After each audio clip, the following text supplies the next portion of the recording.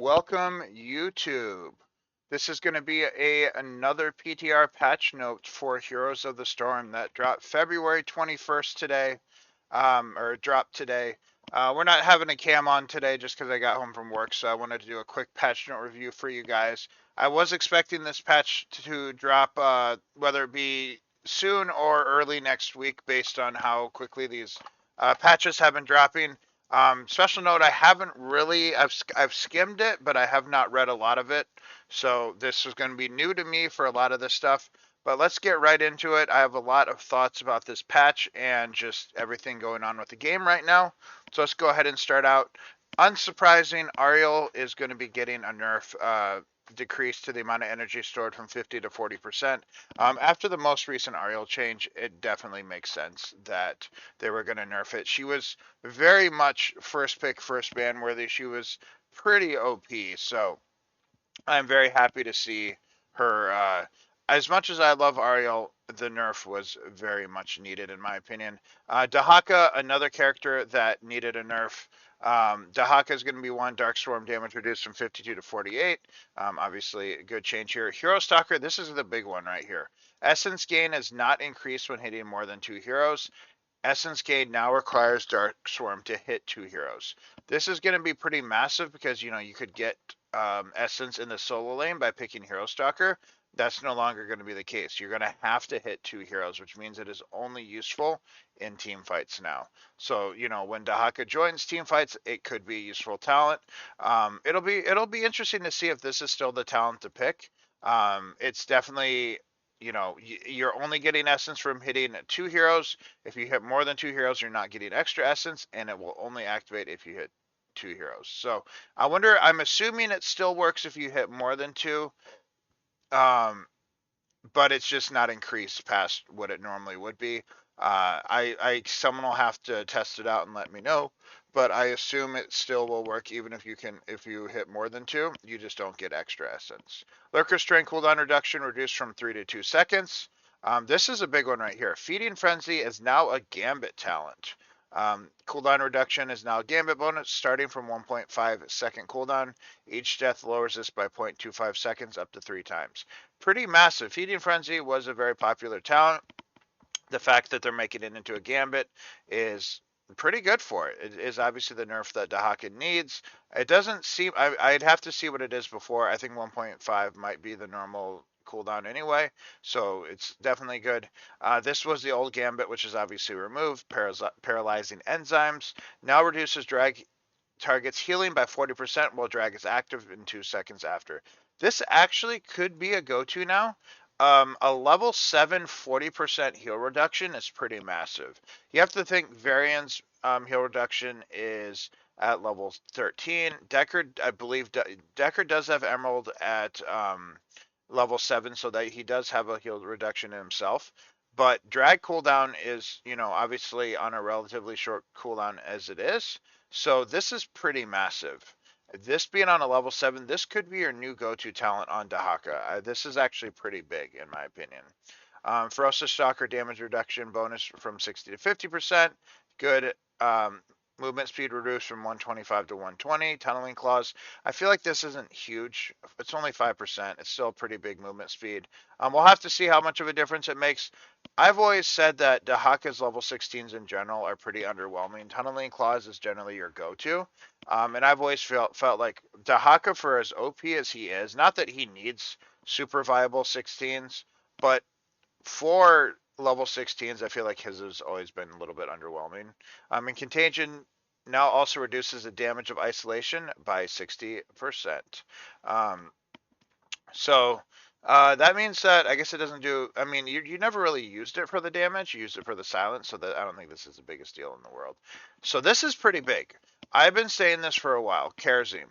Every single patch that they've done, and I'll reiterate this at the end, has been a pretty massive change in how they used to do balance patches. It used to be that there were a lot of small changes that weren't, massive, but recently um, we've had a small amount of large changes, if that makes sense. So, we've had Ariel, um, that's the only one I can think of right now, but we've had other ones too. We had Arthas. Um, Zarya seems to be picking up a little bit, like, and now it seems like we have Kharazim. There was another one in there that I'm forgetting. But I know I talked about it on stream today. Um, but yeah, so um, also make sure you guys do check out my stream. I didn't talk about that, but link is going to be below this stream or below this video. But anyway, Kharazim health increase from 227 to 280. It's actually pretty big. Healing increase from 285 to 295. That's pretty big as well. Level 4 air ally health increase from 200 to 300. This is actually a massive increase. 200 to 300 might not seem like much. Someone have to math that. That's like a 50% increase or something. Spell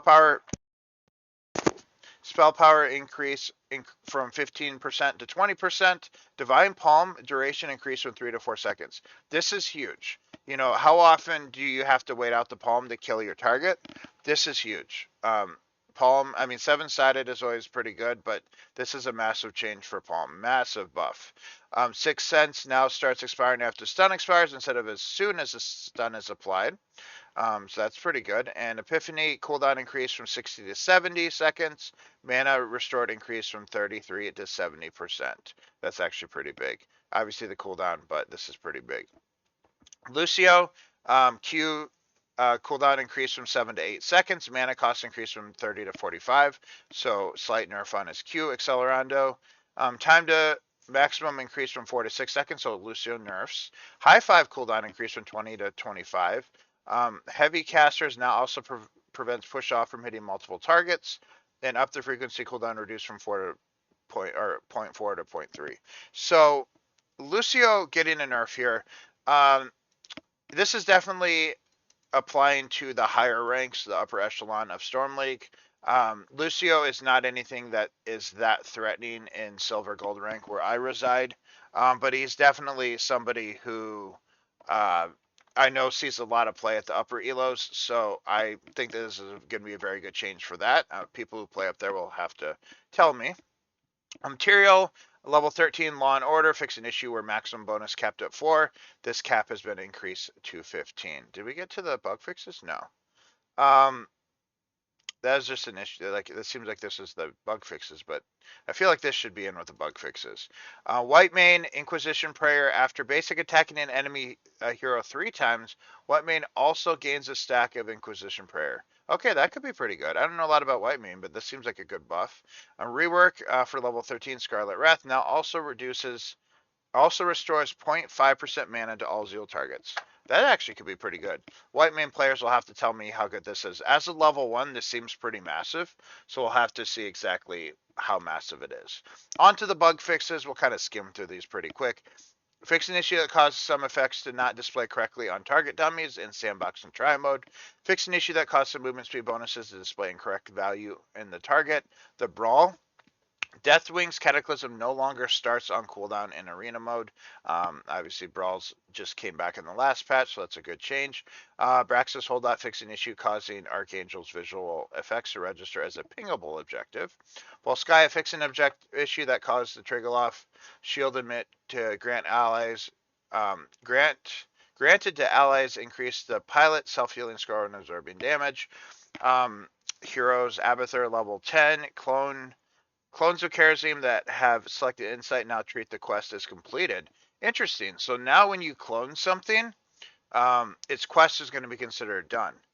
That's an interesting change for Abathur. And I wonder if that's something they're going to look into for future targets, because this is almost a one-off. Most of the time your quest is just considered at 0. Like, does that mean if in the future, if you clone a Butcher, he's fully stacked? This could make this talent really, really good. It's interesting that it just applies to that. Alarak Counter-Strike now increases self-healing score, so this is going to be a lot of just, visual, score-related things. Anna aim down sight, fix an issue causing it to the dart bonus to last after aim down sight has ended. Activated aim down sight will now also dismount Anna from Toy Train. Asmodan fixed an issue causing is Demon Warrior's Aura to not behave similar to other aura damage effects. Brightwing base Soothing Mist. Fix an issue causing Soothing Mist to activate around Brightwing when in stasis. For Dehaka, fix an issue where basic attacks would potentially not consume evade stacks if attacking within 0.25 seconds of drag ending. Jaina, level 16 Snowstorm, fix an issue causing Snowstorm bonus to not apply correctly. Kel'Thas, level 7 Sunfire Enchantment, fix an issue cause an active Sunfire Enchantment spell power buff to be removed when Kel'Thas is killed. Kharazim, level 10 Palm, fix an issue causing Palm Stasis to remove damage over time effects from Kharazim. Fix an issue causing it to not remove negative effects that were applied alongside triggering effects. Leoric, Drain Hope, fix an issue causing stasis on Leoric and Drain Hope target to not break Drain Hope. Lily, fix an issue causing Water Serpent to move at reduced speed. And level 4 Surging Wind, fix an issue causing an active Surging Wind buff to be removed when Lily is killed. Lily, level 1 Power Hungry, fix an issue causing active Power Hungry buff to be removed when Li Ming is killed. Lunar, Leaping Strike, fix an issue causing Leaping Strike to stall game logic. That's interesting. Malthel, Fear the Reaper, fix an issue causing Fear the Reaper's duration indicator not to be tied to the ability button. The Butcher, fix an issue causing Butcher to destroy it while collecting meat. Lost Vikings, fix an issue causing Longbow to move at reduced speed. This actually could be pretty cool for unfortunate Viking players. Tychus, level 20, Focus Diods. Now grants an additional damage bonus. Whitemane, Divine Reckoning, updated Divine Reckoning's mana bonus. Based off of damage dealt to display only one instance of floating text. And Zul'jin, Forest Medicine, level 20. Selecting Forest Medicine will no longer interrupt an ongoing regeneration channel. All right. My thoughts on the patch. I like it. Again, this patch is kind of coming in line with where we expect them to be. The patch cadence has been patch goes live, and then about a month later, PTR patch notes. 3 weeks later, patch goes live, so on and so forth. So I'd like to see that I'm happy to see that trend has continued. And like I said during it, just in case people skip by, I'll reiterate it again. The way that they've been doing the patch notes is different than what we've seen just a couple of years ago.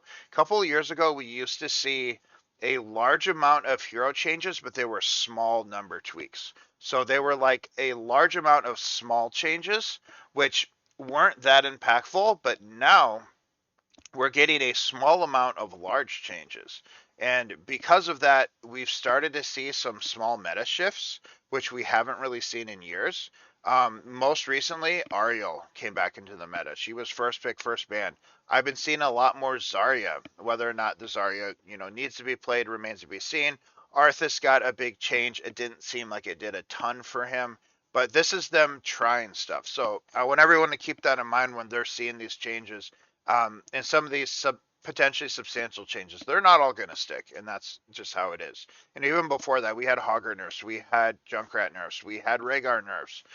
We've seen some big changes on the nerf side, but now we had Ariel buffs, we had Arthas buffs.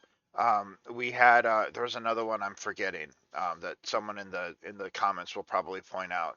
But we've had major changes for some heroes, and the more patches that come out, it seems like this patch. Obviously, we have Dehaka nerfs and we have Kharazim buffs. And then we have Lucio nerfs. I feel like the Lucio might be a little bit more minor because it's for the upper elos. But will this bring Kharazim? Is Kharazim now going to be first pick, first ban? Is Dehaka only viable on maps where you utilize his global now, similar to Brightwing? That's the other big nerf. A couple patches ago, they nerfed Brightwing to the point where I no longer pick Brightwing on every map. I used to pick her on Tomb, I used to pick her on BOE.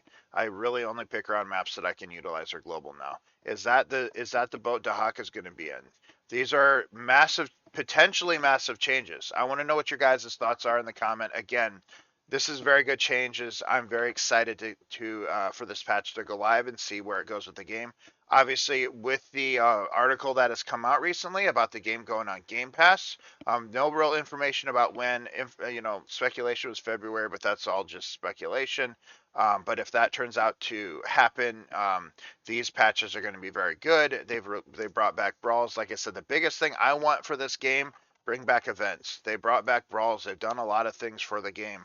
Recycle some of these old events for some of these new players. I've never seen them before.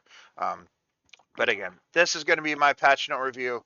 We kind of went on a little spiel there, but I do appreciate you guys checking it out. Let me know in the comments what you guys think. Again, I do stream on Twitch. I will post a link to that down below the stream. Make sure you guys like, comment, subscribe on this video. Thank you guys very much for watching it. I hope you all have a wonderful night, and I will see you guys next time.